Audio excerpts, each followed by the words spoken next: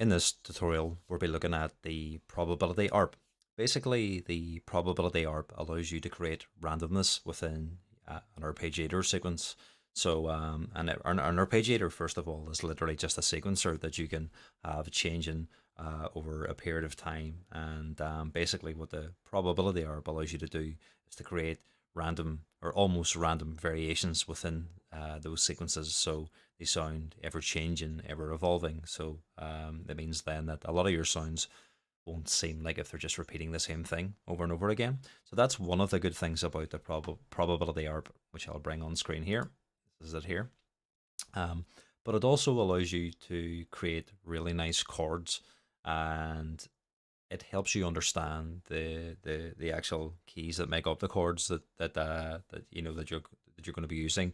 And how it does that is you select the chord that you want to use here, and then basically once you play it, you just see it down here. So I have this turned off at the minute. So if I press C, that's what it sounds like. If I turn the ARP on and try that again, listen to that. On, off. It's a big difference. So it's a minor 11th chord is what it's playing.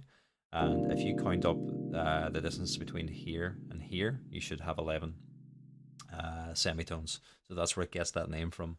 But basically, you can change this, and you'll get different outcomes.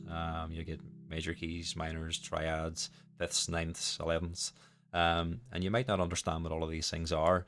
If you want to know more about that, I do have a music theory series that you can look at, and it'll explain a lot of these things. But yeah, for now, just be aware that this will give you, chords, as long as the chord function is turned on. And if you start off here, it'll give you more basic ones. And if you keep going, you end up with more complex ones. So the more notes that you're pressing, the more richer your sound will become. So it depends on what you're looking to do as well. So this is the chord section, and the shape will allow you to basically shape your chord. So whether you want it to be a triad or a fifth or a ninth or whatever it is, major, minor, you can do that here.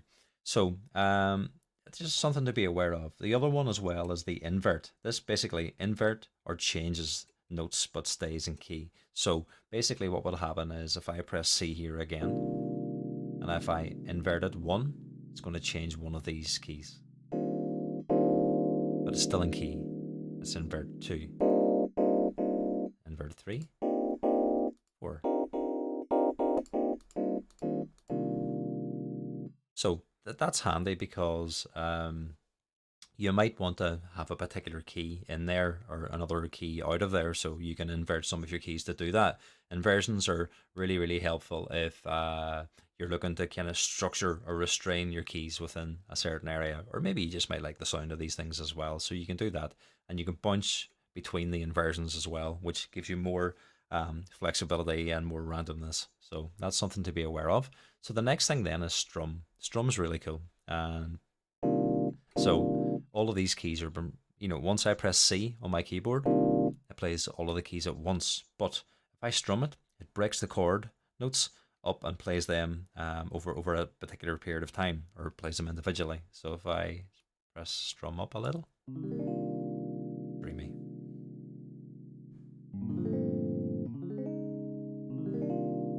It's nearly getting lo-fi sounding. If I stick a bit of reverb on that.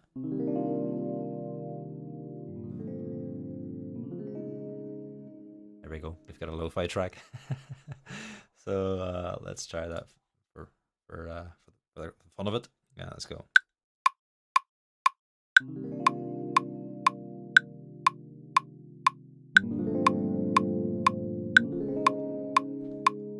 Okay, it's quite loud, that metronome. I'll just take that down a wee bit. So let's have a look at my bad playing.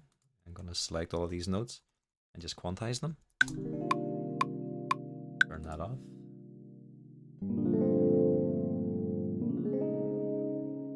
And just press legato there as well. So basically, it's a way of me quickly tidying up my notes. So when this one stops, this one starts, and so on.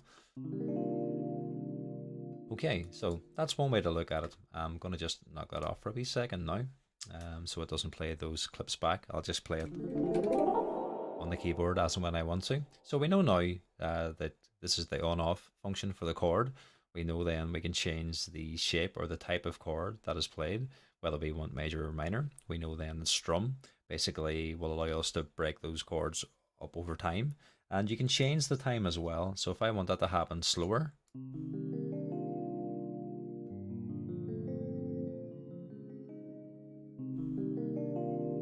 which is very, very nice as well. So it depends what way you want to go with this. Now, if we're working with positive numbers at the minute, so it plays low to high keys. So it plays it that way. But if we go the other way, it plays high to low.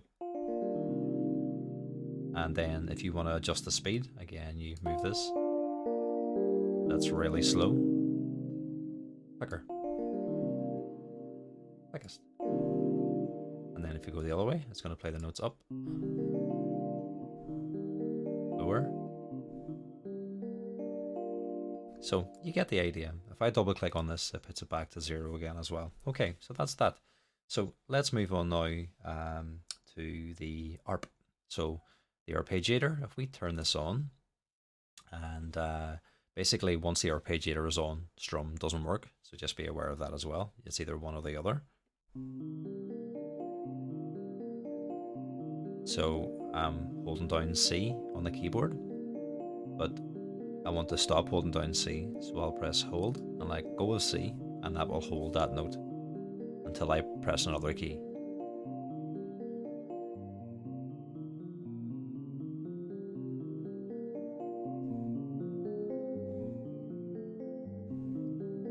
Okay, so that was me just moving around 3 different keys. And next up, what we'll look at here is the rate. Now this is just the speed of the sequence. So 1/8 is 1/8 of a division of the tempo. So for every bar, you're getting 8 sections. But if you want more than that, you can increase or decrease. Now if I take off the reverb,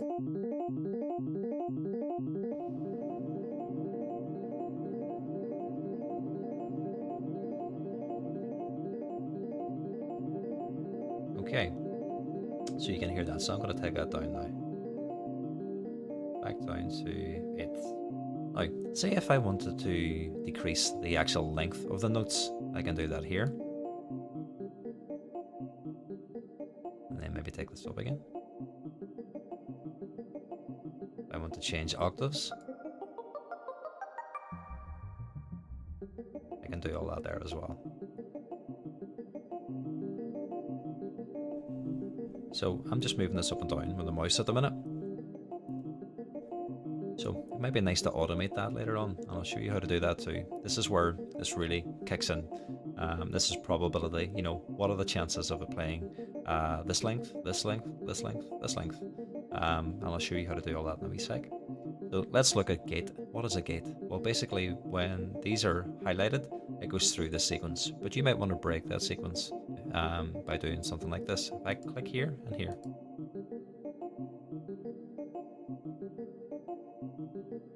Very nice. Okay.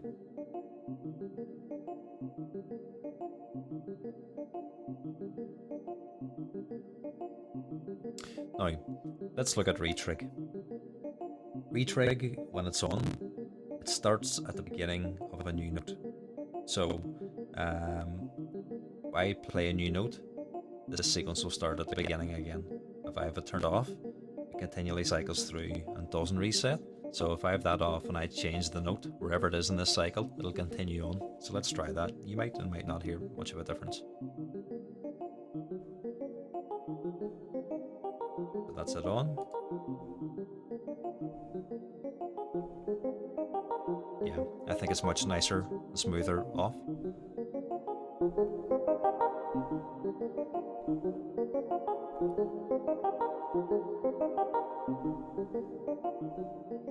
Most definitely. Yeah, it's much nicer off.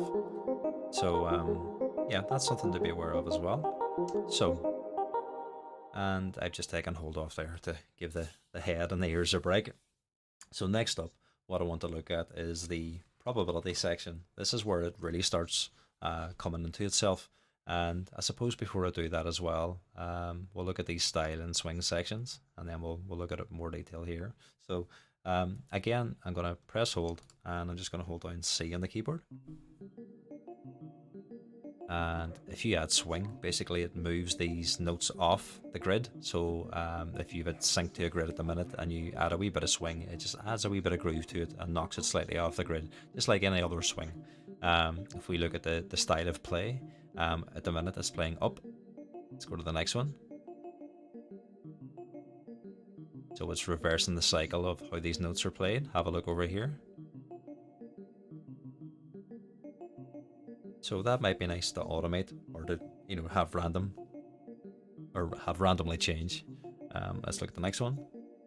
Up and down, so it plays the notes up, then down. We have another one that goes down, then up and down, down and up.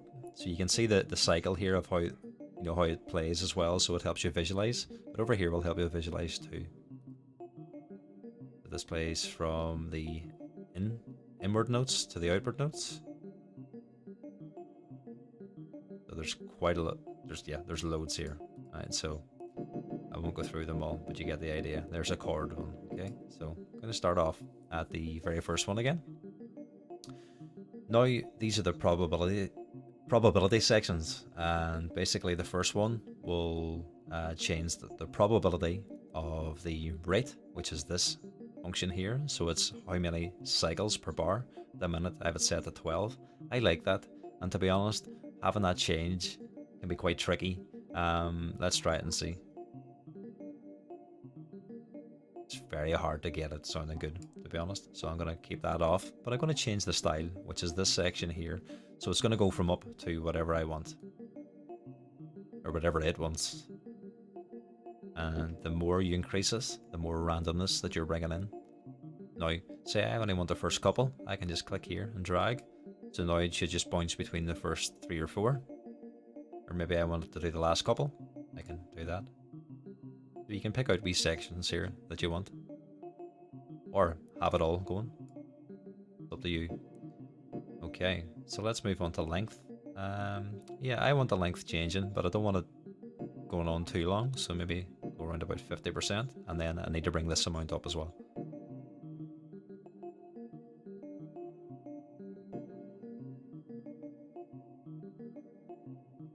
Okay, that's quite nice. Let me just take up the volume here a wee bit as well. And let's look back here again. And then I'm going to change the octave a little too. So maybe go up an octave or something.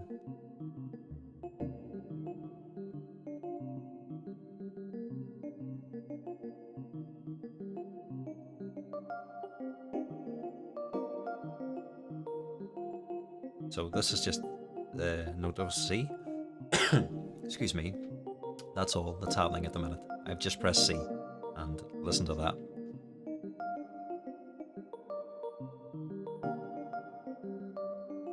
Really, really nice.